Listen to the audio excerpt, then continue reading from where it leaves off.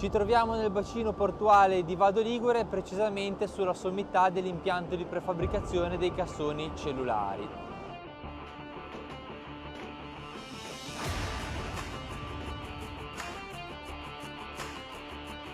Oggi gli operai stanno eseguendo l'ultima fase delle lavorazioni per liberare il cassone in cemento armato dal cassero prefabbricato, perché domani avverrà il varo del cassone.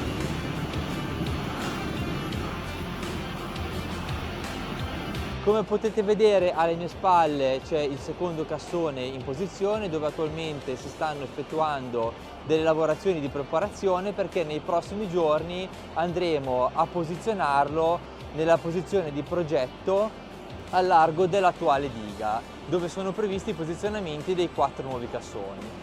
Quello che stiamo realizzando attualmente è il terzo dei 4 previsti. Per la costruzione di questi 3 cassoni sono stati utilizzati circa 12.900 m3 di calcestruzzo e 1.000 tonnellate di acciaio, per i quali come direzione lavori abbiamo provveduto costantemente all'accettazione dei materiali secondo quanto previsto dalla normativa. In questi giorni l'impresa sta operando gli spianamenti del fondale per permettere di portare a pari quota lo scano di imbasamento che abbiamo realizzato fino ad oggi. Nella grafica che state vedendo viene rappresentato l'andamento della posa dello scanno. Siamo partiti a giugno con i primi versamenti sostanziali, procedendo nei mesi successivi, e vedete chiaramente come il materiale va via via a formare il tratto definitivo della diga, dove saranno posati 4 nuovi cassoni, e il tratto in radice.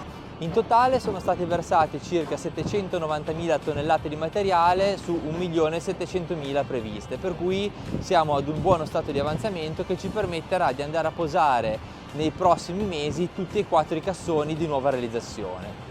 A seguito della posa dei nuovi cassoni andremo invece a demolire le sovrastrutture della diga esistente e inizieremo con il salpamento dei 13 cassoni esistenti, che mano a mano verranno prelevati dalla posizione attuale e posizionati nella nuova posizione di progetto, fino ad andarsi a collegare nel tratto provvisorio della diga che troviamo in quella zona.